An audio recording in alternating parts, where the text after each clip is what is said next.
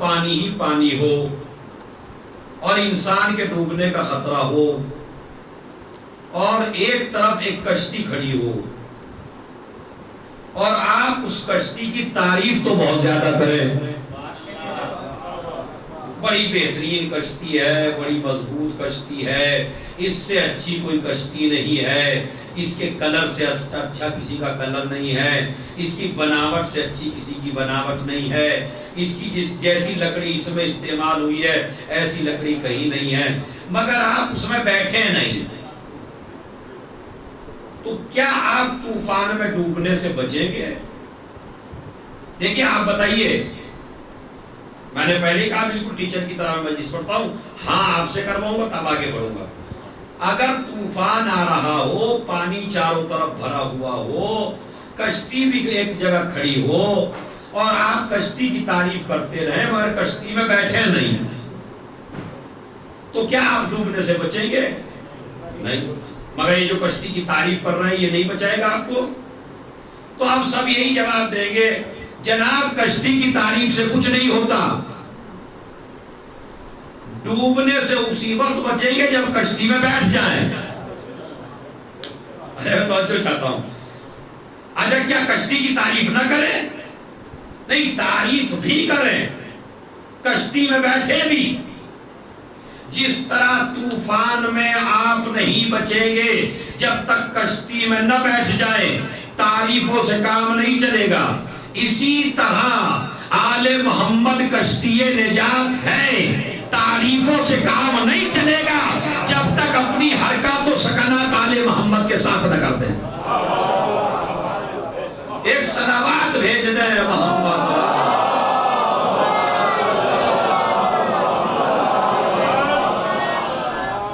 بات سمجھ لیں، کشتی کی تعریف سے کام نہیں چلے گا جب تک کہ آپ اپنے کو آل محمد کے ساتھ کشتی نجات میں آپ بیٹھ نہ جائیں۔ اچھا جب آپ کشتی میں بیٹھ گئے تو کیا ہوگا پھر؟ جب آپ کشتی میں بیٹھ گئے تو ہوگا یہ، جہاں کشتی چلے گی وہاں آپ چلیں گے، جس سمت میں چلے گی اس سمت میں چلیں گے، جہاں کشتی رکے گی وہاں آپ رکیں گے، جہاں کشتی تیز چلے گی وہاں آپ تیز چلیں گے، چونکہ آپ کی حرکت اپنی حرکت نہیں ہے۔ ایک صلوات پڑھے محمد علیہ،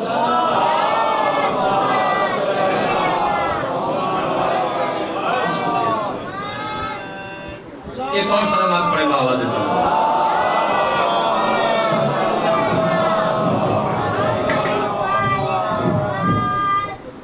ایک صلوات اور پڑھ دیجئے بابا دے پر۔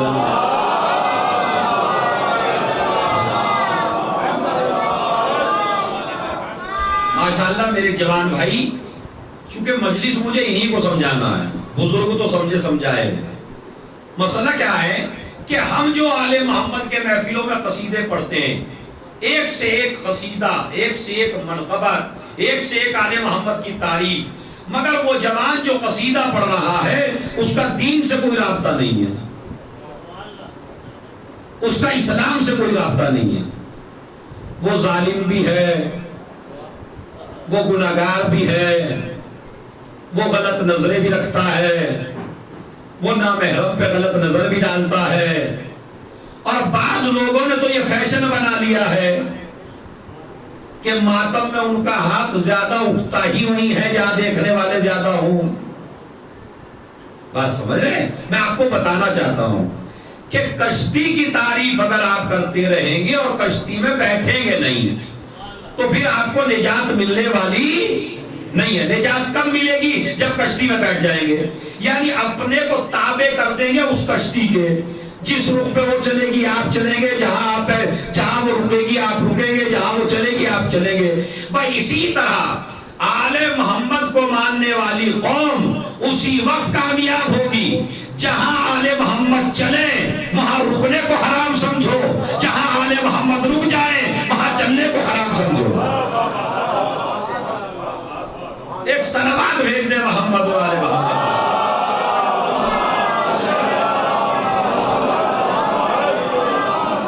ماشاءاللہ آپ کے ہاتھ بلند ہو گئے، آپ آپ کی آوازیں بلند ہو گئی. اب میں وہ جملہ کہنا چاہتا ہوں. تو کیا مولانا صاحب کشتی کی تعریف نہ کریں؟ تو کیا آپ کا مقصد ہے کشتی کی تعریف نہ کریں؟ نہیں، کشتی کی تعریف بھی کریے. دونوں چیزیں ضروری ہیں. کشتی کی تعریف کرنا بھی ضروری ہے، اس میں بیٹھنا بھی ضروری ہے. کشتی کی تعریف کرنا شرافت کی دلیل ہے، کشتی میں بیٹھ جانا اتباع کی دلیل ہے. ایک صلوات بھیجتے ہیں محمد علیہ.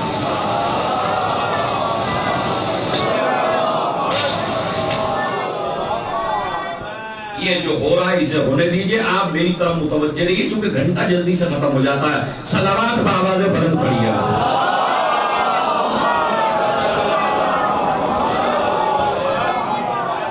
اب میں آپ کو اپنے جوان بھائیوں کو جنرل مثال دیتا ہوں، بالکل سامنے کی، کہ یہ جو مغربی دنیا ہے یہ ہر چیز میں ہم سے آگے ہے یا نہیں ہے؟ ہر چیز میں آگے ہے ہم سے. اور آگے ہونا چاہیے تھا کس قوم کو؟ سوچ کے بتائیے گا جوانوں، کس کو آگے ہونا چاہیے تھا؟ جتنے بھی فارمولے ترقی کے ہیں وہ سارے ہمارے معصومین کے ہیں، ہے یا نہیں ہے؟ تو جو قوم انہیں مانتی ہے تو اسی قوم کو تو آگے ہونا چاہیے تھا. لیکن آگے وہ کیوں چلے گئے؟ میں آپ کو بتاتا ہوں. دیکھیے وجہ کیا ہے. وجہ ان کی یہ ہے کہ آپ ایک بیماری میں مبتلا ہو گئے، آپ ایک حکیم کے پاس پہنچ گئے، حکیم صاحب نے آپ کو نسخہ لکھ کے دیا، آپ یہ کھا لیجئے تو آپ ٹھیک ہو جائیں گے. اب آپ جو ہے گلی میں کوچے میں ہر جگہ نسخہ لیے پھر رہے ہیں. بڑا اچھا نسخہ ہے، بڑا بہترین نسخہ ہے، بڑا کمال کا نسخہ ہے، اگر کھا لیجئے تو مردہ زندہ ہو جائے، اتنے بڑے حکیم کا نسخہ ہے، ایسا تو حکیم دنیا میں پیدا نہیں ہوا. مگر آپ اسے کھائیے نہیں. حکیم کی تعریف آپ نے بہت کی، نسخے کی تعریف آپ نے بہت کی، لیکن آپ نے اسے کھایا نہیں. تو آپ کی جو مرض ہے وہ ٹھیک ہو جائے گا؟ نہیں. اچھا، ایک آدمی آیا جو نہ حکیم کو مانتا تھا، نہ حکیم سے محبت کرتا تھا، نہ حکیم کے رشتہ داروں میں تھا، نہ حکیم کو بہت زیادہ جانتا تھا.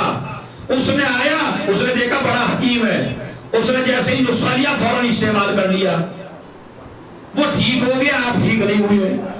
آپ مانتے ہیں، وہ مانتا نہیں ہے. اب سمجھے دنیا کو ترقی کیوں ہوئی؟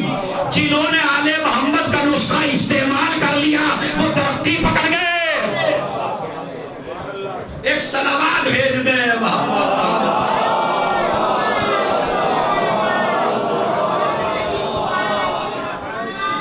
تو اس کا مطلب یہ ہے آل محمد کے اقوال میں کمی نہیں ہے، ہمارے اپنانے میں کمی ہے. ہم آل محمد کی بات کو اس طرح فالو نہیں کر رہے جس طرح ہمیں آل محمد کی بات فالو کرنی چاہیے. اب آئیے میں آپ کو دکھاتا ہوں. ورنہ آپ کو بدلنے کے لیے یہ جو فرش اعضا بچھا ہوا ہے اس سے بڑی کوئی جگہ ہی نہیں ہے کہ جہاں آپ کو سدھارا جا سکے. میں صحیح بتا رہا ہوں آپ سے. پورے ورلڈ میں، پوری دنیا میں ایسا فرش نہیں ہے جیسا آپ کے پاس ہے انسان کو بدلنے کے لیے. اسی لیے دنیا کا کوئی بھی حکومت نہ حکومتوں سے ڈرتی ہے، نہ اقتدار سے ڈرتی ہے، نہ سلطنت سے ڈرتی ہے، نہ جلسوں سے ڈرتی ہے، نہ اجتماع سے ڈرتی ہے، نہ احتجاجوں سے ڈرتی ہے. ڈرتی ہے تو خالی مجلس سے ڈرتی ہے.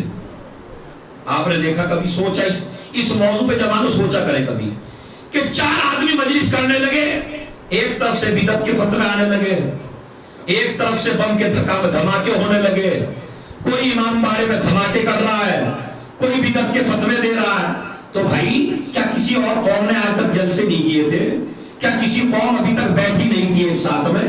سب ہوا تھا، نہ وہاں فتوے آئے نہ وہاں بم کے دھماکے ہوئے. اس لیے کہ دنیا جانتی ہے کہ کس تحریک کو کس نے شروع کیا ہے. ارے بھائی میرا جملے کا خون کر دیا آپ نے. یعنی دنیا جانتی ہے کہ کس تحریک کو کس نے شروع کیا ہے. جلسوں کا ابتدا کرنے والا کوئی اور ہے، احتجاج کا ابتدا کرنے والا کوئی اور ہے، لیکن مجلس اعضا کی بنیاد رکھنے والی ایک خاتون ہے کہ جو اس ظالم سے ٹکرا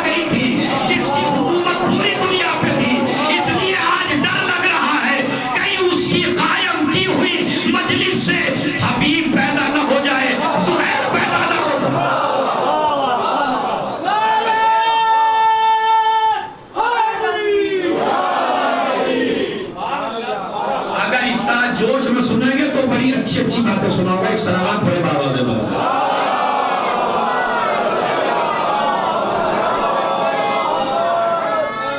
एक सलावत और पढ़िए बाबा दे मगर।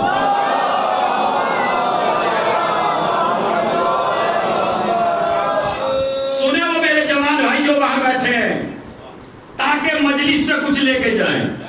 मैं आज आपको एक ऐसा मैसेज देना चाहता हूं, चूंकि 5 तारीख को ये मैसेज मैं देता हूं। मुझे आप ये बताइए सोच के कि मजलिस अज़ा का बानी कौन है?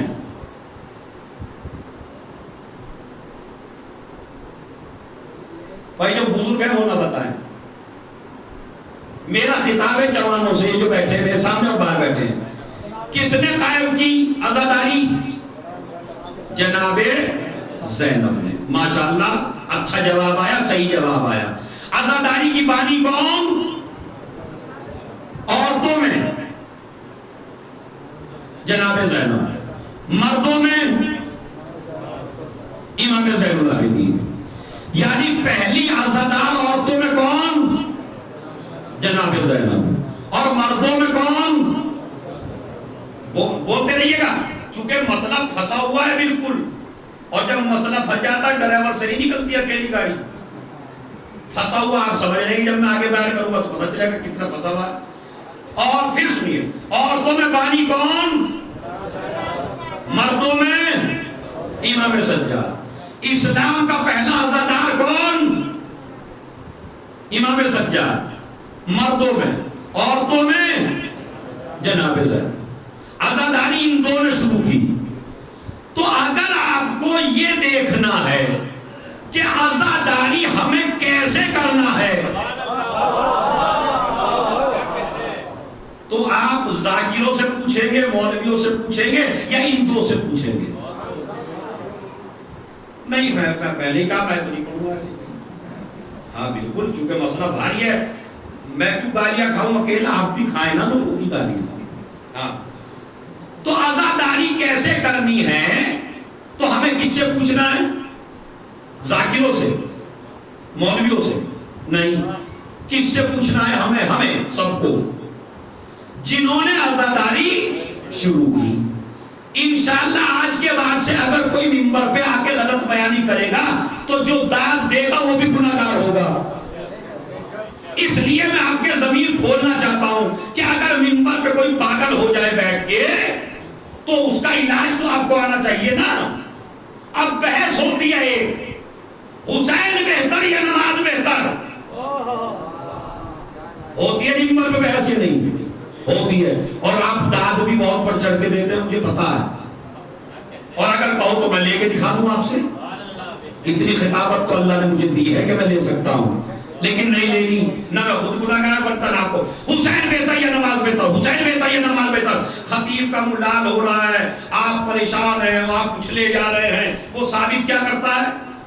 नमाज की कोई औकात। कम वक्त को ये सोचना चाहिए, अगर तुझे पढ़नी नहीं है तो इनको बेअमल क्यों बना रहा है? भाई ठीक है, तुझे नहीं पढ़नी है तो इस कौम को बेअमल क्यों बना रहे हो? नमाज बेहतर या हुसैन बेहतर, नमाज बेहतर या हुसैन बेहतर। मुझे आप इंसाफ से बताइए, आज तक आपने क्या सुना? हक बातिल से टकराता है या हक से टकराता है? बताइए सोच के। हक बातिल से टकराता है। मसलन ये तो समझ में आता है, शैतान आदम से टकराए, इब्राहिम नमरूद से टकराए, फिरौन मूसा से टकराए, यहूदी मूसा से टकराए, ईसाई ईसा से टकराए, अबू जहल नबी से टकराए, अबू सुफियान मोहम्मद मुस्तफा से टकराए, समझ रहे? यजीद हुसैन से टकराए, ये तो समझ में आता। मगर ये कहीं समझ में आता है नमाज रोजे से टकराए, रोजा नमाज से टकराए, हुसैन आदम से टकराए, आदम हुसैन से टकराए? ये कहीं होता है? और अगर नहीं होता तो फिर ये बहसें कैसी हो रही हैं मिंबरों से? नमाज बेहतर या हुसैन बेहतर, नमाज बेहतर या हुसैन बेहतर, नमाज बेहतर या हुसैन बेहतर। तो भाई अज़ादारी में आप ये बताइए पहला अज़ादार कौन है? का इमाम ज़ैनुल आबिदीन। औरतों में सबसे बड़ी अज़ादार कौन है? का जनाबे ज़ैनब। तो आप इन दोनों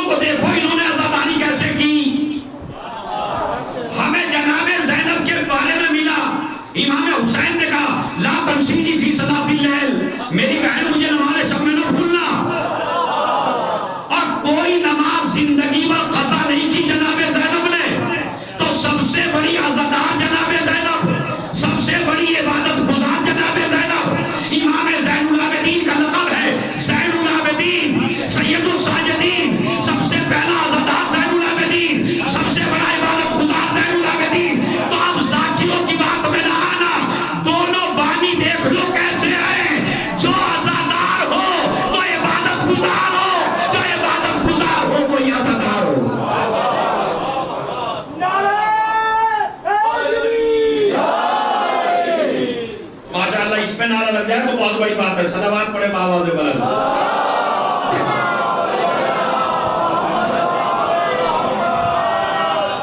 پتہ نہیں کیا ہو گیا ٹکرانے کا بھائی. بڑا سخت ہے مسئلہ. مجھے سخت اس لیے ہونا پڑ رہا ہے اس لیے کہ بابا پھیلتی جا رہی ہے.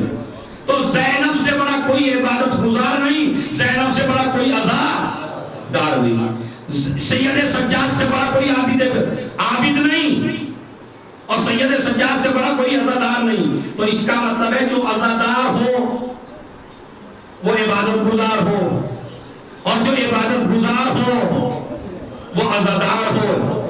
اسی لیے نبی کریم نے, تاکہ کوئی خطیب ایسی بحث نہ کرے منبر پہ آ کے, ایک دفعہ رسول نماز پڑھ رہے ہیں, نماز کی حالت میں چھوٹا شہزادہ آیا, پشتے نبی پر بیٹھ گیا, نبی نے سر اٹھانا چاہا, جبرائیل نے کان میں آ کے کہا جب تک سر نہ اٹھائیے گا جب تک حسین اپنی مرضی سے خود نہ اتر جائے. ادھر انہوں نے کہا سبحان اللہ ہے, سبحان اللہ ہے, سبحان اللہ, سبحان اللہ, سبحان اللہ. پہلے 3 دفعہ سبحان اللہ ہوتا تھا, اب 70 دفعہ سبحان اللہ ہوتا ہے. شاعر کیا کہتا ہے, یا یہ کہوں کہ دل برے زہرا کے واسطے خلات دو جہاں کی عبادت رکی رہی. دیکھا آپ نے شاعر نے کہاں مارا لے جا کے, یا یہ کہوں کہ دل برے زہرا کے واسطے خلات دو جہاں کی عبادت رکی رہی یا کھڑی رہی. پہلی بات بتائیے, پہلے کتنی دفعہ سبحان اللہ ہوتا تھا؟ 3 دفعہ. اب کتنی بار ہو رہا ہے؟ 70 مرتبہ. اگر میرا جملہ پہنچ گیا انشاءاللہ تو آپ کو عرش پہ پہنچ جانا چاہیے معراج کی حالت میں, اور ایک ایک کا ہاتھ اٹھنا چاہیے سلامی کے لیے. جملہ سنیے کیا ہے. حسین عبادت میں رکاوٹ کا سبب نہیں ہے, حسین کی وجہ سے عبادت رکتی نہیں ہے, عبادت میں اضافہ ہوتا ہے. یہ غلط میسج دیا گیا ہے کہ عبادت رکی. ارے عبادت رکی نہیں, آج عبادت کا وزن میں بتاؤ. اب یہ بتائیے کوئی مفتی صاحب, میں چیلنج کر رہا ہوں شاہ مردہ کی منبر سے, کوئی یہ دعویٰ کر کے بتائیے نبی کی نماز قبول ہے یا نہیں؟ نبی کی نماز باطل ہے تو قرآن کیوں کہتا ہے ان صلاتی و نسکی و محیای و مماتی للہ رب العالمین. میری ساری نمازیں, میرے سارے عبادات, میری پوری زندگی اور میری موت للہ رب العالمین, اس اللہ کے لیے ہے جو عالمین کا رب ہے. تو جب ساری نمازیں قبول ہے تو وہ نماز بھی قبول ہے. ورنہ قرآن کہتا نا ساری نہیں, ایک نماز قبول نہیں ہے جس میں حسین پشت میں تھے. قرآن کہتا ہے تمہاری ساری نمازیں قبول ہے, تمہاری زندگی اللہ کے لیے, تمہاری موت اللہ کے لیے, اور تمہارا ساری عبادتیں, تمہاری نمازیں ساری اللہ کے لیے. ادھر سے آواز کیا آئی, جب تک سر نہ اٹھائیے گا جب تک حسین اپنی مرضی سے نہ اتر جائے. ادھر سبحان اللہ, سبحان اللہ, سبحان اللہ. نبی دیکھ رہے ہیں مشیت کو, مشیت دیکھ رہی ہے حسین کو. نہیں اترے, 70 مرتبہ ہو گیا تو اتر گئے. صحابہ نے پوچھا یا نبی اللہ ہو کیا گیا تھا؟ کہا حسین پشت پہ آ گئے تھے. کہا تو ہم نے تو بار سے اٹھا کے دیکھا. کہا آج حسین کی خاطر باطل نہیں ہے. ارے میں توجہ چاہتا ہوں بھائی, آج نماز باطل, اٹھ کے دیکھا باطل نہیں ہے نماز. کسی روایت میں دکھا دیجئے مجھے کہ دوبارہ پڑھوائی ہو نبی نے, نہیں پڑھوائی. تو اب میں جملہ کہنا چاہتا ہوں, میری طرف متوجہ ہیں, صلوات سے متوجہ ہو جائیے.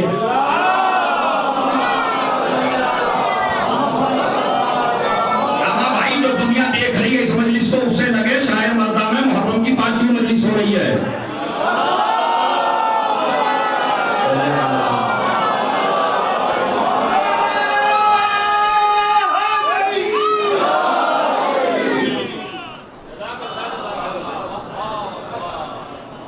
دیکھیں ماشاءاللہ ادھر سے بھی آواز آئی.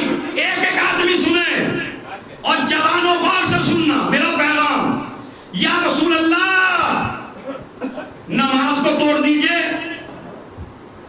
کہا اسے بھی نہیں توڑوں گا. میں نے کہا تو حسین کو اتار دیجئے. کہا اسے بھی نہیں اتاروں گا. میں نے کہا پھر فرمانا کیا چاہتے ہیں؟ کہا قیامت تک کے ہر آدمی کو میسج یہی تو دینا چاہتا ہوں کہ نہ میں نے نماز کو توڑا نہ حسین کو اتارا، تاکہ دنیا کو بتا دوں دونوں چیزیں ضروری ہیں.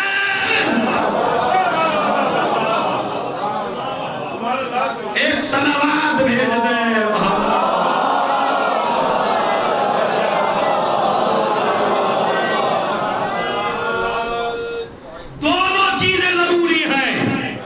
نماز بھی ضروری ہے، حسین بھی.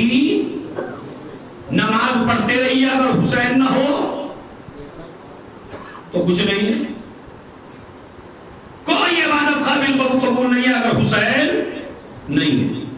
تو نبی اب یہ بحث بیکار ہے یا نہیں؟ تو جب جناب زینب بانی ہے مجلس اعزا کی، ماشاءاللہ آپ نے مجھے بتایا جوانوں نے شروع کہاں سے کی؟ ہاں مجلس شروع کہاں سے کی؟ شام سے. شام میں کس کی حکومت تھی؟ یزید کی. اور یہی ہو جائیے، شام میں یزید کی حکومت تھی، مجلس کی جناب زینب نے. یہ ہے اسیر، وہ ہے حاکم. یہ ہے قیدی، وہ ہے بادشاہ. اچھا نام کس کا لیا گیا مجلس میں؟ ارے نہیں توجہ دیا آپ نے. کس کا نام لیا جناب زینب نے؟ حسین کا. کس کے دربار میں؟ یزید کے دربار میں. یزید چاہتا کیا تھا؟ حسین کا نام مٹاؤں اور حسینیت مٹاؤں. زینب نے شروع کہاں سے کیا؟ ارے نہیں بھائی، آج علماء محمد کے مسائل ہونا ہے چونکہ مجلس مخصوص ہونی چاہیے آج جناب زینب سے. تو میں جملہ کہہ رہا ہوں آپ سے، آپ اگر کوئی مدرسہ بنائیں گے کہاں بنائیں گے؟ جہاں مخالف کم ہو. یونیورسٹی کہاں بنائیں گے؟ جہاں مخالف کم ہو، جہاں مٹنے کا کوئی چانس نہ ہو. کوئی مدرسہ بنائیے، کوئی اسکول بنائیے، کوئی کالج بنائیے، کوئی یونیورسٹی بنائیے، وہیں تو بنائیں گے جہاں دشمن کم ہو. اے جناب زینب کبریٰ، آپ کو اگر مجلس کرنی تھی تو آ کے کربلا میں کرتی یا مدینے میں کرتی. یہ یزید کے دربار میں تم نے مجلس اعزا کیوں قائم کی؟ کہا تاکہ عزاداروں کے دلوں سے قیامت تک کے لیے یہ خوف ہٹ جائے، عزاداری مٹنے والی نہیں ہے.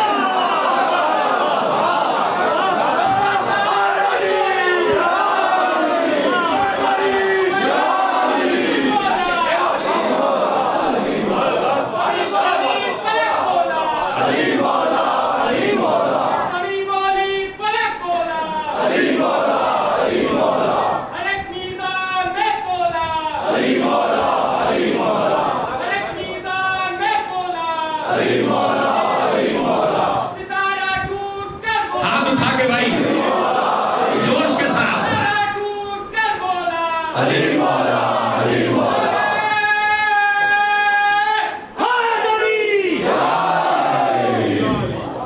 ایک صلوات بآواز بلند.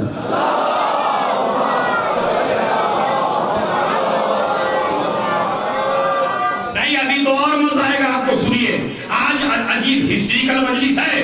تو مدینے سے کیوں نہیں شروع کی؟ کربلا سے کیوں نہیں شروع کی؟ مکے سے کیوں شروع نہیں کیا آپ نے؟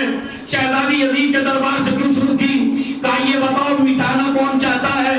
میں نے کہا یزید کا. حکومت اس کی، اقتدار اس کا، سلطنت اس کی، گھر اس کا، فوج اس کی، آدمی اس کے.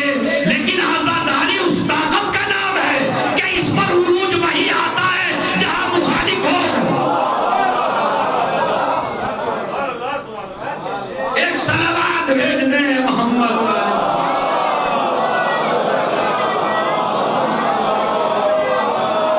بس اب اور رک جائیے 1 منٹ اور سانس لے لیجئے اور پھر سوچ کے بتائیے انتقام مختار پہلے ہے یا مجلس؟ میں نے پہلے ہی کہا کہ مجلس پڑھتا ہوں بھائی، سوال جواب کی شکل میں. میری ماں بہنیں بھی شریک ہیں سوال میں، مختار کا انتقام پہلے ہے یا مجلس اعضا کی بنیاد؟ مجلس اعضا کی، ماشاءاللہ بالکل ہسٹری ہے نا، چونکہ انتقام مختار ہے 62-63 ہجری میں، واقع کربلا ہے 61 ہجری میں، مجلس قائم ہوئی 61 ہجری میں، مختار آئے 2 سال کے بعد۔ ذرا الٹا کر کے دیکھیے آپ، اگر مجلس کی بنیاد جناب زینب نہ رکھتی اور مجلس اعضا قائم ہوتی مختار کے انتقام کے بعد، تو پتہ ہے دنیا کیا کہتی؟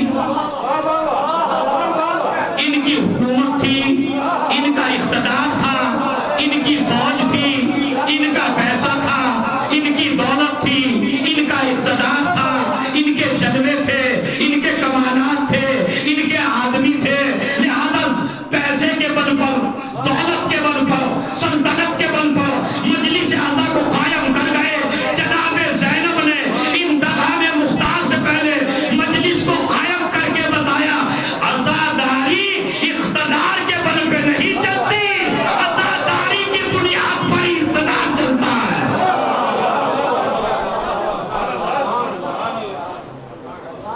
ایک صلوات بھیج دیں محمد والے۔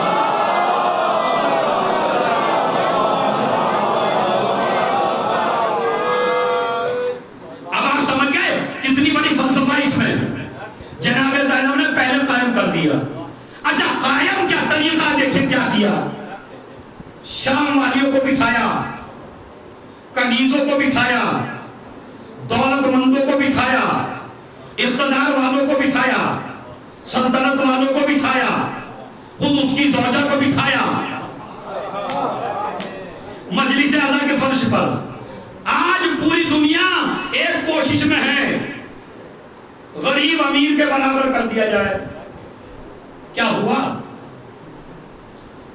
امیر غریب کے برابر اور غریب امیر کے برابر؟ اب ہماری نبی کی زندگی میں نبی کریم کے صحابہ بڑے بڑے، نبی کریم بیٹھے ہیں تقریر کر رہے ہیں، ان کے برابر میں ایک رئیس آدمی آ کے بیٹھا اور رئیس نے اپنی چادر بچھائی۔ تھوڑی دیر کے بعد ایک غریب آدمی آ گیا، وہ بھی بیٹھا اسی چادر پہ بیٹھ گیا، اس نے چادر اٹھا لی۔ اب میرے جیسا مولوی تو نبی ہے نہیں، ہاں کیونکہ نبی تو نبی ہے، میں تو کسی پہ ظلم ہو، کسی کو کوئی گالیاں دے، کسی کو بے خطا کوئی مارے، میں نے تو نہ بولنے کی قسم کھائی ہے، میں کیوں بولوں؟ یہی اگر کوئی کچھ کرنے لگے کسی کو میں تھوڑی بولوں گا۔ لیکن نبی اور امام اپنے سامنے کبھی کوئی غلط کام نہیں ہونے دیتے۔ ایک مرتبہ نبی کی پیشانی پہ بل پڑ گئے، یہ کیا حرکت کی تم نے؟ یا نبی اللہ کیا کیا؟ کیا تم نے یہ سوچا تمہاری دولت اس کے پاس چلی جائے گی یا اس کی غریبی تمہارے پاس آ جائے گی؟ اب چپ، سوچا تو یہی تھا، اب نبی کو جھٹلائے تو کیسے جھٹلائے؟ سوچا تو یہی ہے۔ نبی نے کہا یہ تو میاں امتحان ہے، اور آپ لوگ بھی سن لیں جو مجلس میں بیٹھے ہیں، ہر چیز پہ غرور کر لینا، دولت پہ کبھی غرور نہ کرنا، اس لیے کہ یہ آنی جانی چیز ہے، کبھی اللہ دے کے آزماتا ہے، کبھی اللہ لے کے آزماتا ہے۔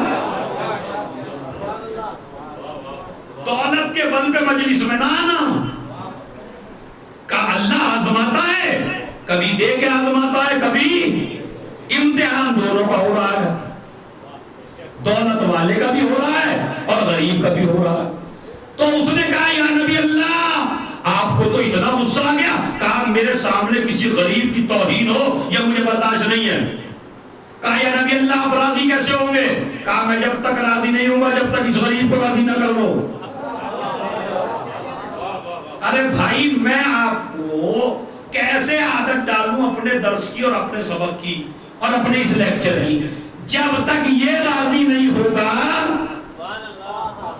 تب تک میں راضی نہیں ہوگا، میری چاپلوسی سے کچھ نہیں ہوگا، میری تعریفیں کرنے سے کچھ نہیں ہوگا، میرے پاس بیٹھنے سے کچھ نہیں ہوگا، جب تک یہ نہ راضی ہو سے کم نبی نے صحابہ کرام کو اپنی زندگی میں ایک اصول بتا دیا کہ نبوت جب تک راضی نہیں ہوتی جب تک وہ راضی نہ ہو جس پہ ظلم ہوا ہے۔ ارے بھائی جوانوں، میں تو آپ کے ذہن کو کہیں اور لے جانا چاہتا ہوں۔ ممبروں سے ذرا گوگل پہ جائیے، ذرا انٹرنیٹ پہ جائیے، ذرا یوٹیوب پہ جائیے، ہزاروں تقریر ہو رہی ہیں یزید کے وکیلوں کی طرف سے، یزید کی وکالت میں۔ اللہ میاں چاہے تو معاف کر سکتے ہیں۔ ان شیعوں کو پتہ نہیں کیا ہو گیا، یزید کو برا کہتے ہیں، یزید پہ لعنت پڑھتے ہیں، یزید کو گالیاں دیتے ہیں، یزید کو برا کہتے ہیں۔ اللہ میاں چاہے تو معاف کر دیں گے، اللہ رحمان و رحیم ہے، اللہ غفار و ستار ہے۔ میں نے کہا یہ جملہ اس کو بھی کہنا جو تیرے گھر میں چوری کر لے، اس چور کو بھی یہی دعا دینا۔ اللہ میاں چاہے کیوں کہتا ہے چور کو برا؟ پھر اگر کوئی ملا مولوی مفتی کو برا کہہ دے تو اس کو بڑی بد دعا دیتا ہے۔ حسین کے مسئلے میں آتا ہے اللہ معاویہ بڑے رحمان و رحیم ہے۔ نبی نے اپنی زندگی میں ایک صحابی سے کہہ دیا تھا جب تک یہ معاف نہ کر دے تب تک میں معاف نہ کر دوں۔ او یزید کے وکیلوں، جب تک حسین معاف نہ کرے خدا بھی معاف نہیں کر سکتا۔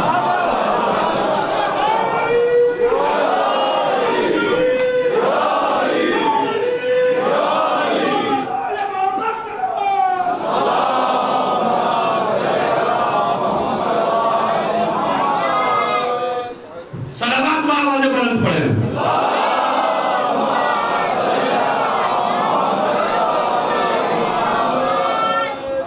اصول طے ہوا یا نہیں؟ اب آزادان بھی سن لیں، چونکہ کوئی مجلس بغیر میسج کے نہیں ہونی چاہیے۔ اگر آپ نے کسی کو ستایا ہے اور آپ یہ سوچیں کہ میں ایک ٹرک تبرک بانٹوں شاہ مردہ میں لا کے تو میں بخشا جاؤں گا، تو اصول کیا ہے؟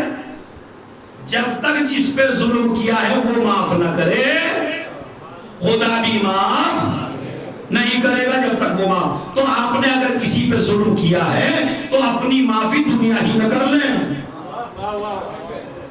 محشر پہ نہ چھوڑیے گا۔ عزادارو، محترمدارو، یہ میرا میسیج ہے آپ کو۔ اب آئیے، اس نے کہا یا نبی اللہ، اس سے معافی کہا، اسی سے معافی مانگو غریب سے۔ اب وہ غریب کے پاس گئے، انہوں نے کہا بھائی مجھے معاف کر دے۔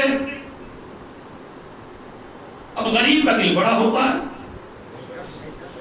اس نے کہا ٹھیک ہے معاف کر دیا۔ کہا نہیں ایسے نہیں۔ کہا کیا؟ کہا میں تیرے نام اپنی آدھی دولت کرنا چاہتا ہوں۔ انہوں نے کہا یہ شرط مجھے منظور نہیں ہے۔ میں نے کہا یار تو بھی کس زمانے میں پیدا ہوا، تو ہمارے زمانے میں پیدا ہوا۔ سلامات پڑھ محمد علیہ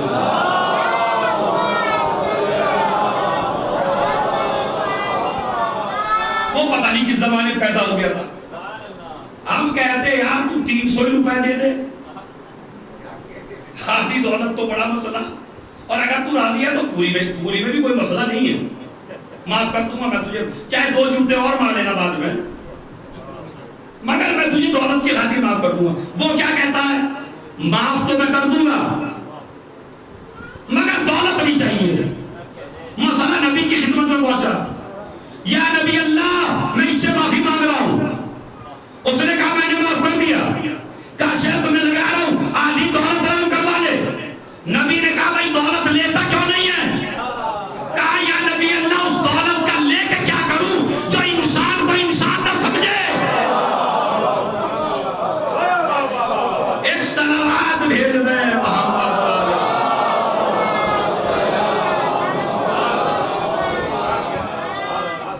جو انسان کو انسان نہ سمجھے، اس دولت کا لے کر میں کیا کروں؟ تو اب آپ نے دیکھا کہ ایک غریب آدمی کو پوری دنیا کی طاقت لگی ہے اس بات پر امیر اور غریب طبقے کو ایک جگہ لا کے کھڑا کر دیا جائے، مگر آج تک کسی اقتدار میں اتنی طاقت نہ آئی جو غریب اور امیر کو ایک ساتھ بٹھا سکے۔ مگر پوری کائنات میں یہ کام کیا جناب زینب کبریٰ نے، ایک فرش اعظم پر امیر کو بٹھایا، غریب کو بٹھایا، دولت مند کو بھی بٹھایا،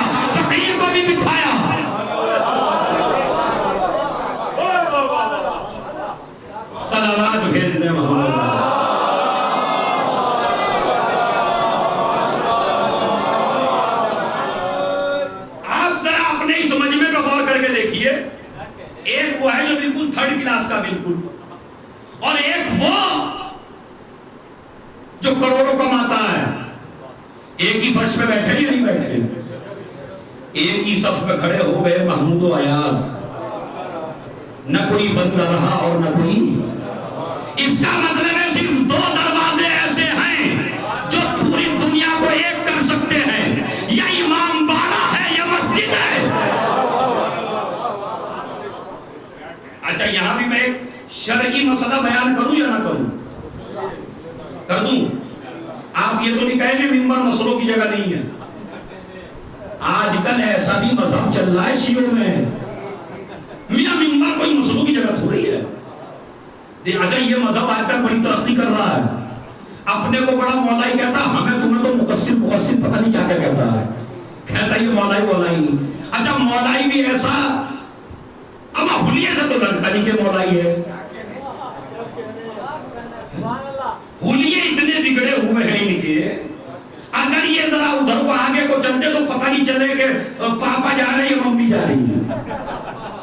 ایسے ایسے حلیے کے لوگ جن کی شکلیں بھی اچھی نہیں، وہ اپنے کو مولائی تھوڑا سا جھوم جھوم کے سمجھ رہے جیسے میرے سے بڑا کوئی مولائی نہیں ہے۔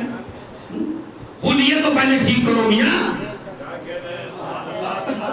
پہلی تو بات یہ مولائی کسی پہ طنز نہیں کرتا،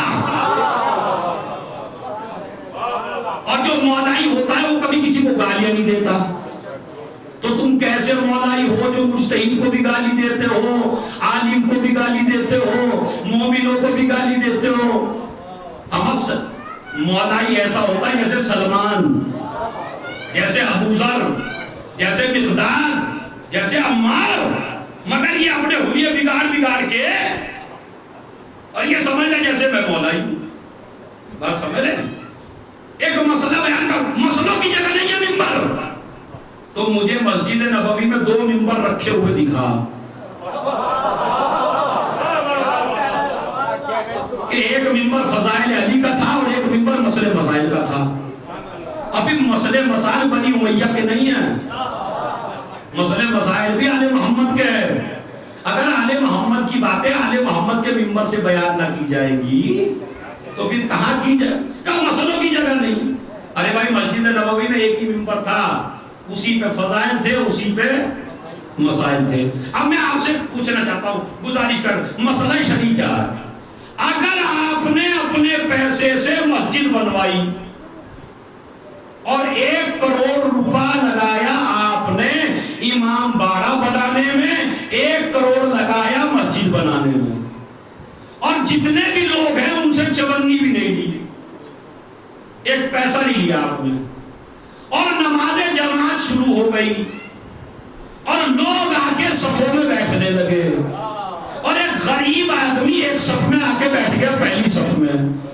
اب جو وہ مسجد والا آیا جس نے 1 کروڑ میں مسجد بنائی، اس نے آ کے غریب کو اٹھا دیا اور کہا تم یہاں سے اٹھو، پوچھئے اس کی نماز قبول ہے یا نہیں؟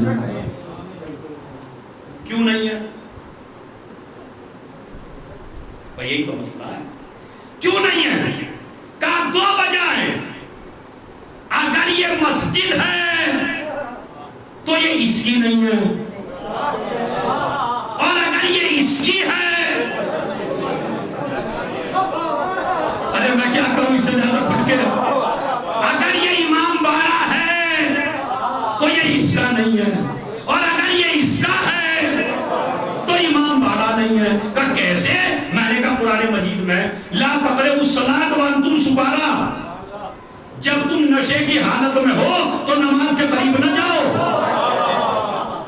تو نشے سے مراد یہ نہیں ہے شراب کا نشہ، امام نے فرمایا نشے 4 طریقے کے ہیں، ایک نشہ شراب کا ہے، ایک نشہ دولت کا ہے،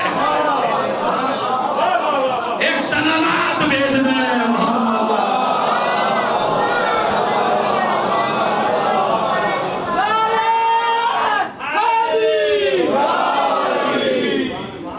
یعنی جب نماز اور امام باڑے میں آنا تو ہر طرح کے نشے کو اتار کے آنا، دولت کا نشہ اپنے گھر رکھ کے آنا، جب مجلس میں آنا یا امام باڑے میں آنا، تو اس کا مطلب ہے پوری دنیا کو ایک جگہ ایک پلیٹ فارم پہ لا کے کھڑے کرنے کی 2 طاقتوں کو نام دیا جاتا ہے، ایک طاقت کا نام ہے حسین، ایک طاقت کا نام ہے خدا۔ بس یہ ہیں جو غریب اور امیر کو ایک کر سکتے ہیں. حج پہ بلایا، رئیس بھی ایسا ہی لباس پہنے گا، غریب بھی ایسا ہی لباس پہنے گا. اپنے گھر بلایا، اسے بھی سفید کفن پہنایا، اسے بھی سفید کفن پہنایا. مسجد میں بلایا تو اس کا مطلب ہے اللہ اور حسین ہی ہے جو ایک. دوسرا مسئلہ اور میں بتا سکتا ہوں، پوری دنیا اگر آج کسی کو گناہوں سے دور رکھنا چاہے تو بتاؤ کون کنٹرول کر سکتا ہے کسی کے اوپر؟ کوئی ہے جو کر سکے؟ میں بتاتا ہوں کیسے ہوتا ہے. اس وقت 9:50 پر پوری کائنات میں کتنی جگہ مجلس ہو رہی ہوگی؟ کتنی جگہ ہو رہی ہوگی؟ پتہ نہیں کتنی جگہ، کروڑوں جگہ. یہ کروڑوں انسان مجلس میں بیٹھے ہیں، کچھ سامنے بیٹھے ہیں، کچھ آن لائن بیٹھے ہیں. آدھے سے زیادہ وقت مجلس میں ہے. جب مجلس میں ہے نہ شراب پی رہا ہے، نہ گانے سن رہا ہے، نہ کسی کی غیبت کر رہا ہے، نہ کسی کو گالیاں دے رہا ہے، نہ کسی سے حسد کر رہا ہے. تو آج 1400 سال کے بعد بھی حسین کے نام میں اتنی طاقت ہے کہ کروڑوں انسانوں کو ایک وقت میں برائی سے روک دے. ارے آپ نے توجہ ہی نہیں دی. ارے جس کا نام اتنا بڑا ہے وہ حسین کتنا بڑا.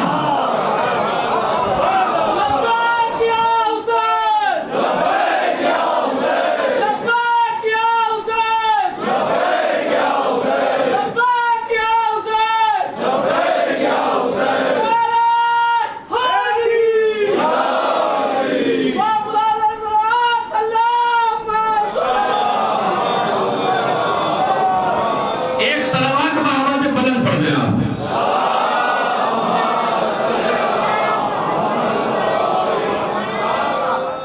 اب آپ نے سمجھا؟ آپ نے سوچا عظمت کیا ہے فرش ادا کی؟ بانی کون؟ پھر آپ سے بتانا چاہتا ہوں بانی کون؟ جناب جناب. شروع کہاں سے ہوئی؟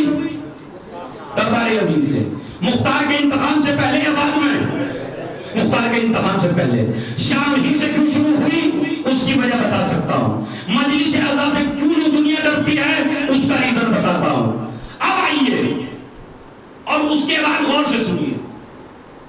اس مجلس اعزا میں اور دین کو پھیلانے میں دو نسلوں کا بہت بڑا اختیار ہے. ایک نسل حیدر کرار اور ایک نسل جعفر طیار. اب آپ سے پوچھتا ہوں جوانوں سے، یہ جعفر طیار کون تھے؟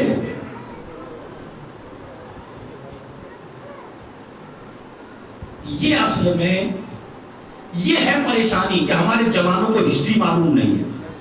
مجلسیں زیادہ ہو رہی ہیں مگر معلومات کم ہو رہی ہے. پہلے آپ ذرا سوچ کے بتائیے، پہلے آج سے 30-40 سال پہلے جو آپ کے بزرگ تھے وہ کسی مدرسے میں پڑھے ہوئے تھے، کسی یونیورسٹی میں پڑھے ہوئے تھے، لیکن ان کے سامنے ایک واقعہ پڑھ دو دوسرا واقعہ کچھ سنا دیتے تھے. وہ ہوتا تھا نہیں ہوتا تھا؟ تو ان پہ دین کہاں سے آیا تھا؟ مجلسوں سے. یہ 40 سال سے جو ذاکری شروع ہوئی یہ نکتے والی ذاکری شروع ہوئی.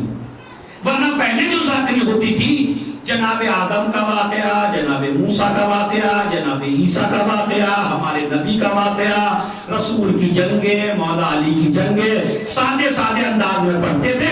وہ بزرگوں کو رٹ جاتی تھی. بزرگ جو جاہل ہوتے تھے وہ بھی عالم بن جاتے تھے اور مجمع کہتا تھا ان کے مذہب کا عالم اور ہمارے مذہب کا بولیے ذرا جاہل. برابر تھا یا نہیں تھا؟ ایک جاہل پچھاڑ لیتا تھا بڑے بڑے مفتی کو. کیوں؟ اس لیے کہ نالج تھی مجلسوں میں. ہم نے جو مجلسیں پڑھنی شروع کی تو ہم نے نالج کی نہیں پڑھی، ہم نے پڑھی تمہارے جذبات کو ابھارنے والی مجلس جس سے تم ایک لمحہ بھی زمین پہ نہ بیٹھ سکو، اوپر اٹھتے رہو، بس داد ملتی رہے. اور اگر داد نہ ملے تو پریشان ہو جاتا بیچارہ. کوئی کہتا میں یہی بیٹھا رہوں گا اگر آپ نے نہ دی تو. ہے ساری حاجت پر پتہ نہیں کیوں بیٹھا رہے گا بھائی، ایسے ہے ہی نہیں ہے، بڑا مسئلہ ہے آج کل۔ تو مجلسیں آپ جو بھی سنیے ٹاپک کے اوپر سنیے، اور ہسٹری کچھ نہ کچھ تو معلوم ہے۔ جعفر طیار کون؟ آج میں آپ کو بتاتا ہوں۔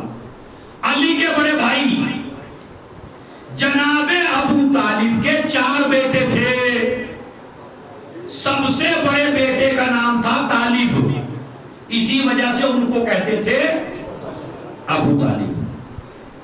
دوسرے بیٹے کا نام تھا عقیل، جن کے بیٹے مسلم تھے۔ تیسرے بیٹے کا نام تھا جعفر، جن کے بیٹے جناب عبداللہ تھے، وہ جناب عبداللہ جن کی شادی جناب زینب کبریٰ سے ہوئی ہے۔ عبداللہ کے باپ کا نام کیا تھا؟ جعفر طیار۔ مولا علی سے 10 سال بڑے تھے۔ ہر بیٹے میں ابو طالب کے 10 سال کا فاصلہ تھا۔ ابو طالب گنیے جلدی، طالب پتہ نہیں کیا ہوگا تم گنیے، طالب 1، عقیل 2، آگے جعفر 3، چوتھے علی 4۔ تو ابو طالب کے کتنے بیٹے؟ اگر کسی آدمی کو آپ کو یہ ثابت کرنا ہو کہ ابو طالب کا دین کیا تھا، تو ابو طالب کے بیٹوں کے نام دیکھ لو۔ ارے نہیں، بہت بڑی دلیل دی میں نے، پڑھ لیجئے۔ طالب کافر کا نام نہیں ہوتا، عقیل کافر کا نام نہیں ہوتا، جعفر کے معنی کیا ہے؟ جنت کی نہر، اس کا مطلب ہے جنت کو مانتا ہے، جنت کی نہر۔ جعفر کے معنی ہے جنت کی نہر۔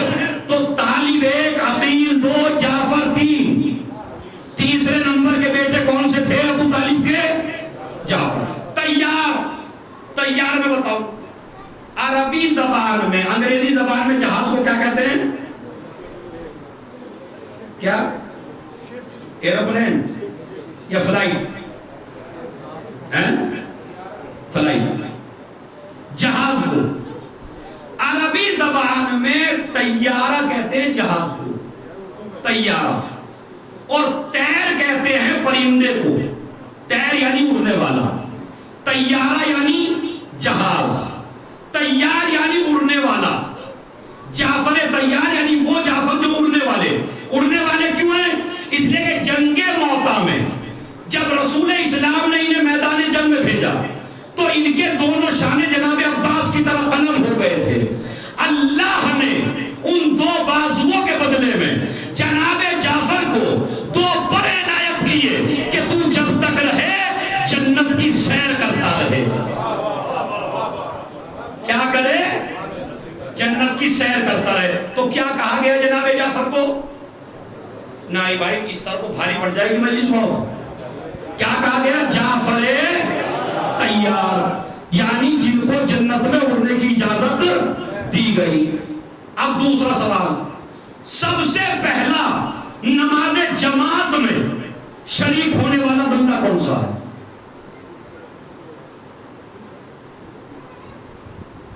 سب سے پہلے جو نماز جماعت ہوئی، کس نے شروع کی نماز جماعت کی؟ تو پتہ ہی آپ کو، بول دیجئے، عقیدے سے ہی بول دیجئے یار، نہیں کس نے شروع کی نماز جماعت؟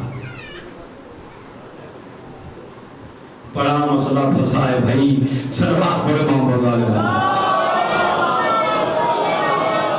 اور میں اشارہ کر کے اس لیے نہیں پوچھوں گا چونکہ آپ مجھے اپنا مجمع کم نہیں کرنا بالکل، چونکہ جس کی طرف میں نے اشارہ کر کے پوچھا وہ کل پیچھے بیٹھے گا، تو میں اس لیے اشارہ کسی کی طرف نہیں کرتا۔ بتاؤ، سب مل کے بتاؤ، اسلام میں جو جماعت شروع ہوئی، نماز جماعت، سرکار نے شروع کی، رسول نے شروع کی۔ اسلام کی پہلی جماعت ہوئی مکے میں، خانہ کعبہ کے صحن میں۔ پڑھانے والا ہے رسول اور پڑھنے والے ہیں 2،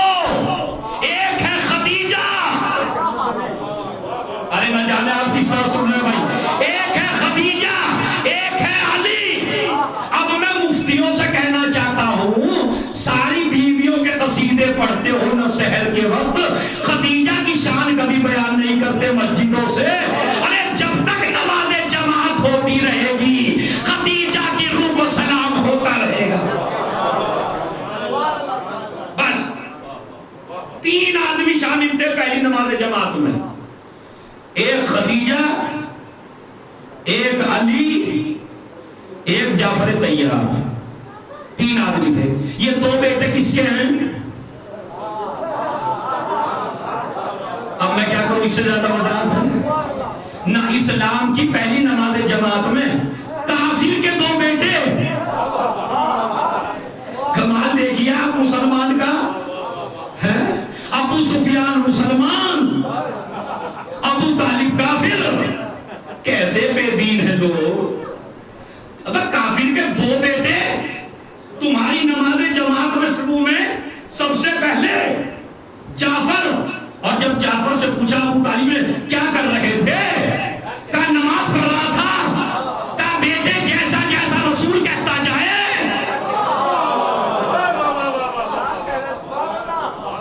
ویسے ویسے کرتے جانا۔ یہی جعفر طیار وہ ہے کہ جس کو نبی نے 70-80 آدمی لے کے سب سے پہلے اپنی ہجرت سے پہلے حبشہ کی طرف بھیجا۔ حبشے کا بادشاہ نجاشی تھا، نجاشی کے پاس بھیج دیا 80 آدمی لے کے کہ کم سے کم یہ مسلمان جو ہو گئے ہیں، یہ کافر روز اذیت دے رہے ہیں، تو ان کو بچا کے لے جا۔ لے گیا، جناب جعفر لے گئے 80 آدمیوں کو حبشہ میں۔ وہاں ابو سفیان نے پیچھا نہیں چھوڑا، وہاں بھی شکایت کی وقت نہیں رہا، چونکہ 10:02 ہو گئے، میرا وقت ختم ہو گیا ہے، انشاءاللہ کل موقع ملا تو پڑھوں گا، ورنہ ہجری جلدی سے سن لیجئے۔ جب خیبر فتح ہوا، خیبر کون سے سن میں فتح ہوا؟ سن 7 ہجری میں، 7 ہجری میں خیبر فتح ہوا۔ کس نے فتح کیا؟ یہ تو بتا دیجئے۔ مولا علی نے۔ جس وقت علی نے خیبر فتح کیا، نبی کو سلمان نے کہا فتح مبارک ہو، علی جیت گئے، نبی نے کہا تجھے جنت مبارک ہو۔ اس لیے کہ کہا تھا نا کہ جو میرے بھائی کی فتح کی خبر دے گا تو میں اسے جنت کی بشارت دوں گا۔ تو تمام صحابہ پہنچ گئے میدان جنگ میں، ہم دیں گے، ہم دیں گے۔ رسول کے خیمے سے ٹیک لگا کے بوڑھا وہی بیٹھا رہا بیچارہ جناب سلمان۔ ان سے کسی نے کہا کیوں نہیں جاتے؟ کہا ہم خود ہی فیصلہ کر لیں گے، پہلے بات تو ہمیں عقیدے سے پتا ہے کہ کون جیتے گا۔ اور اس کے بعد جو یہ فوج بھاگی وہاں سے تیزی سے، اور سانس اوپر نیچے ہوا، اور کسی کو سانس بھی نہیں آ رہا، کوئی آدھا علی کہہ پا رہا ہے، کوئی فتح کہہ پا رہا ہے، کوئی خیبر کہہ پا رہا ہے۔ نبی نے کہا جس کو ملنی تھی اسے مل گئی۔ اب سلمان سے کسی نے پوچھا تم کیوں نہیں گئے؟ کہا علی گھٹنوں سے سمجھ میں نہیں آتے، علی عقل سے سمجھ میں آتے۔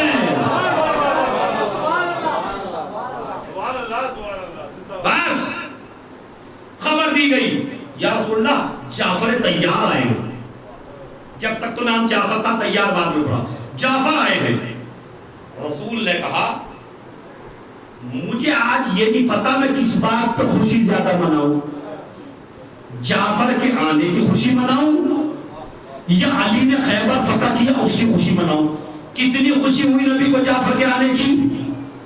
اب چونکہ علی نے جنگ فتح کی تھی، مسلمانوں کو سونا بہت زیادہ ملا تھا، ہر آدمی کے ہاتھ میں سونا تھا، جناب جعفر کے پاس کچھ بھی نہیں تھا۔ نبی نے دیا نہیں جعفر کو، کیوں؟ کہا جو جنگ میں شریک نہیں اس کا حصہ نہیں۔ اب صحابہ دیکھ رہے ہیں سارے کہ ہمیں سونا مل گیا، جعفر کو کچھ نہیں ملا۔ نبی نے جعفر کو بلایا، اے جعفر کیا تجھے ایسی چیز دوں جو سونے سے بھی بہتر ہو، چاندی سے بھی بہتر ہو، ہیرے اور جواہرات سے بہتر ہو، کائنات کی دولت سے بہتر ہو؟ انہوں نے کہا دیجئے یا رسول اللہ۔ کہا جعفر 4 رکعت نماز پڑھا کر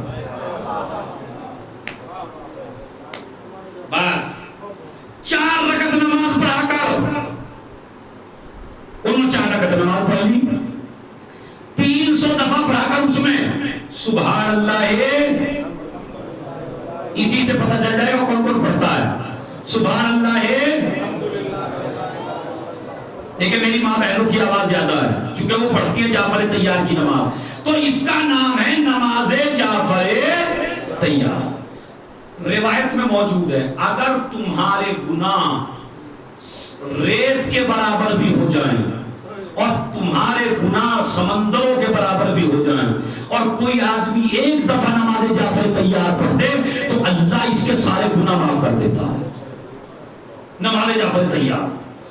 اور اگر کسی جوان کے پاس جاب نہ ہو، کسی جوان کے پاس پیسہ نہ ہو، کوئی جوان اقتصاد سے کمزور ہو، کسی جوان کے پاس دولت بالکل نہ ہو، پریشان حال ہو، جیسے کافی پریشان ہے، تو اس جوان کو چاہیے کہ وہ نماز جعفر طیار پڑھے، انشاءاللہ نماز کے بعد دولت مند ہو جائے گا۔ یہ نبی کا وعدہ ہے بھائی، کسی اور کا وعدہ نہیں ہے۔ لیکن یہ نماز کے دو طریقے ہیں، میں اس نماز جعفر طیار کے دو فضیلتیں بیان کر رہا ہوں۔ پہلی فضیلت گناہ چاہے جتنے اور معاف ہو جاتے ہیں، دوسری فضیلت سونے چاندی ہیرے جواہرات سے بہتر ہے۔ اگر اقتصاد کمزور ہوگا تو آپ کا اقتصاد مضبوط ہو جائے گا، یہ فائدہ ہے۔ ایک طریقہ تو وہی ہے، نماز جعفر طیار پڑھتا ہوں سنت قربت اللہ، 2 رکعت پڑھیے صبح کی طرح، الحمد کے بعد پڑھیے 15 دفعہ سبحان اللہ والحمدللہ ولا الہ الا اللہ واللہ اکبر، اس کے بعد رکوع میں 10 مرتبہ، رکوع سے اٹھ کے 10 مرتبہ، سجدے میں 10 مرتبہ، سجدے سے اٹھ کے 10 مرتبہ، پھر دوبارہ سجدے میں 10 مرتبہ، پھر سجدے سے اٹھ کے 10 مرتبہ، 75 ہر ایک رکعت میں ہو جاتی ہے، 300 ہو جاتا ہے۔ جوانوں کی یہ طریقہ سمجھ میں نہیں آتا، عورتیں پڑھ لیتی ہیں۔ میں اپنی ماں بہنوں کو اور جوانوں کو بالکل آسان طریقہ بتا رہا ہوں، روایت میں موجود ہے، روز پڑھا کرو، روز نہ پڑھو تو جمعے کے دن پڑھا کرو، جمعے کے دن نہ پڑھو تو مہینے میں ایک بار پڑھا کرو، مہینے میں نہ پڑھ سکو تو سال میں پڑھو، سال میں نہ پڑھ سکو تو زندگی میں ایک بار ضرور پڑھو۔ اتنی تاکید نماز جعفر طیار کی۔ اور پھر میں طریقہ بتاتا ہوں، 2 رکعت نماز جعفر طیار پڑھتی ہوں یا پڑھتا ہوں سنت قربت اللہ، صبح کی طرح نماز پڑھیے، 2 رکعت پوری ہو گئی، اس کے بعد پھر 2 رکعت پڑھیے صبح کی طرح، کتنی ہو گئی؟ اس کے بعد تسبیح لے کے بیٹھیے، 3 تسبیحاں پڑھیے، 3 تسبیح، سبحان اللہ والحمدللہ ولا الہ الا اللہ واللہ، تسبیحات اربع، سبحان اللہ پڑھیے میرے ساتھ، 3 دفعہ پڑھ دیجیے تاکہ ثواب زیادہ ہو۔ سبحان اللہ ہے، اما ایک دفعہ سب مل کے آواز سے پڑھ دیجئے نا، سبحان اللہ ہے والحمدللہ، یہ ہے تسبیحات اربع، 3 تسبیحاں پڑھیے، نماز جعفر طیار ہو گئی۔ اس سے آسان طریقہ تو نہیں ہو سکتا، پڑھیے ضرور، جمعے کے دن ضرور پڑھیے، بھولیے نہیں، فراموش نہ کیجئے۔ جعفر طیار کا اسلام میں بڑا حصہ ہے، سویم جو ہم کرتے ہیں وہ شروع ہی ہوا جعفر طیار سے۔ جب جعفر طیار کی شہادت کی خبر آئی، نبی کو بڑا صدمہ ہوا، بچوں سے مل مل کے روئے لگے۔ عبداللہ یتیم ہو گیا نا، جناب زینب کا شوہر، سینے سے لگایا، بچے تھے عبداللہ، 41 سال کی عمر میں جناب جعفر کا انتقال ہوا، شہادت ہوئی، 41 سال جوانی۔ بس عزیزو، آج اسی جعفر طیار کے پوتوں کا بھروسہ دیا۔ یہ مصائب سال میں ایک ہی دفعہ پڑھے جاتے ہیں ہر جگہ، 5 محرم کو۔ میں نے نام لیا، آپ کی آنکھوں سے آنسو بہہ گئے۔ خدا کی قسم، چاہے محرم کی کسی مجلس میں روئیے نہ روئیے، آج کی مجلس میں بہت زیادہ روئیے، چونکہ یہ بچے وہ ہیں جن پہ کوئی رونے والا نہیں تھا، کوئی رونے والا نہیں تھا ان بچوں پر۔ جب جناب زینب کو پتہ چلا حسین مدینہ چھوڑ کے جا رہے ہیں، میرے بھائیوں سر پیٹ کے رونا ہے، تاکہ فاطمہ کہے میرے نواسوں کا پرسہ دیا گیا ہے، جعفر طیار کی روح شاد ہو جائے، سر پیٹ کے روئیے گا۔ خدا کی قسم، آج کے مسائل بڑے سخت ہیں، اگر خدا نے مجھے ہمت دی تو پورے مصائب پڑھوں گا، اور دل چاہتا ہے کہ پڑھوں، کیونکہ سال میں ایک ہی دفعہ تو روتے ہیں بچے ہوتا۔ شہزادی سے حسین نے کہا جب تک عبداللہ اجازت نہیں دے گا میں نہیں لے جاؤں گا۔ زینب عبداللہ کے قریب آئے، عبداللہ میرا بھائی مدینہ چھوڑ کے جا رہا ہے۔ کہا جاؤ، میں نے اجازت دے دی ہے۔ عبداللہ سے اجازت ملی، زینب چلی۔ ایک مرتبہ زینب کو دوبارہ آواز دی، زینب میں نے تمہارے نانا سے سنا ہے کہ راستے میں اگر مصیبتوں کو ٹالنا ہو تو صدقہ دے دو۔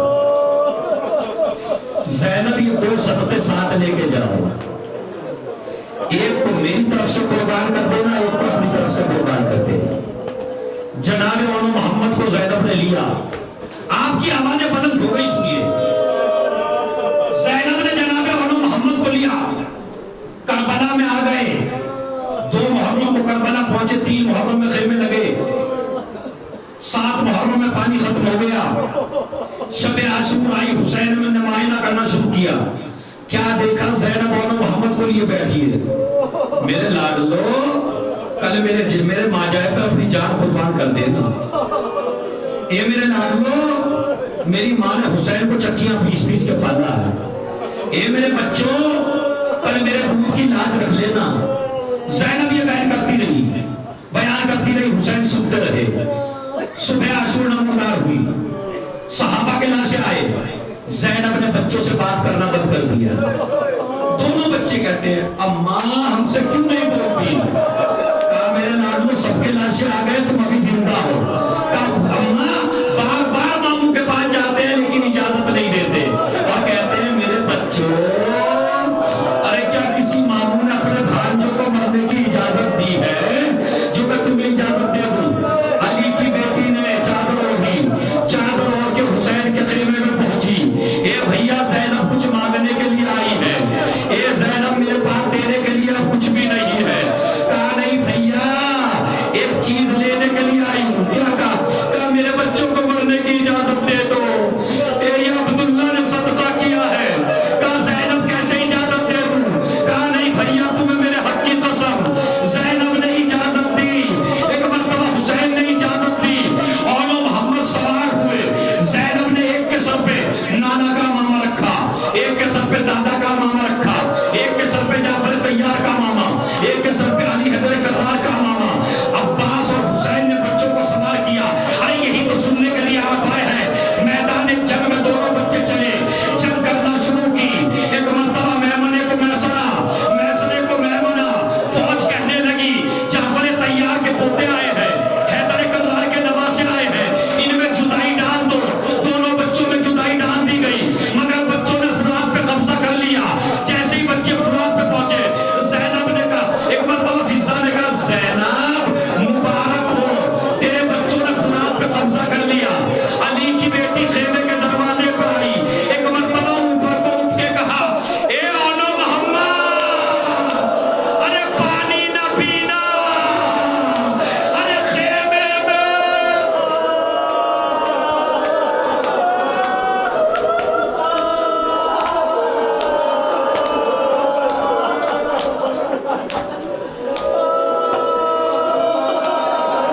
میری ماں بہنوں اتنے رونے کی آواز تمہاری بلند ہو کہ آج زینب کو لگے میرے بچوں کا پرسہ دیا جا رہا ہے، آج فاطمہ کو لگے۔ کیا کہا؟ اے اولو محمد پانی نہ پینا۔ ادھر زینب نے یہ جملہ کہا، دونوں بچے فرات سے پلٹے، حملوں پہ حملے کرنے شروع کیے، لیکن بھوکے پیاسے تھے، کہاں تک حملہ کرتے۔ ایک بار کسی نے ایسا کیا محمد زمین پہ آئے، دوسرا بار کسی نے کیا اور زمین پہ آئے، آواز دی اے ماما۔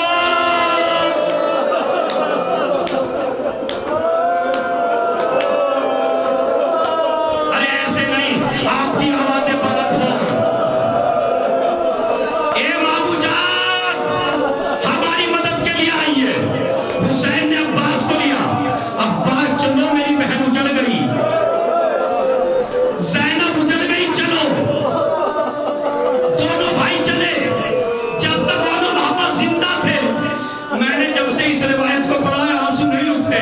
آپ بھی گھر جائیں گے تو گھروں کو روتے ہوئے جائیں گے۔ میری ماں بہنیں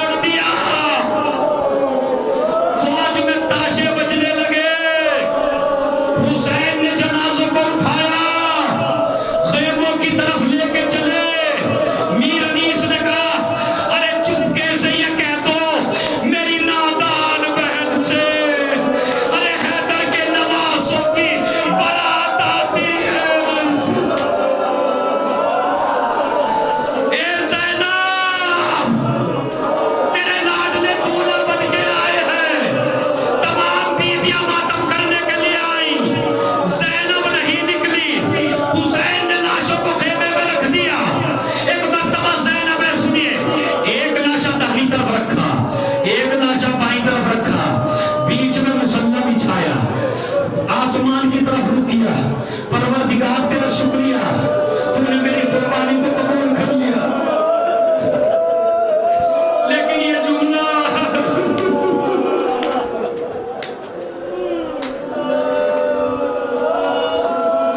मेरी समझ में नहीं आया, जुमला कैसे पढ़ूं। रिवायत के अल्फाज है, कयामत का गिनिया हुआ सुनिए। रिवायत के अल्फाज है कि एक मर्तबा ज़ैनब ने छोटे भाई का हाथ लिया, बड़े भाई के हाथ में दिया, एक का हाथ रखा सीने पर रख दिया और एक जुमला कहा, ए ओन, कभी कभी तेरा छोटा भाई रात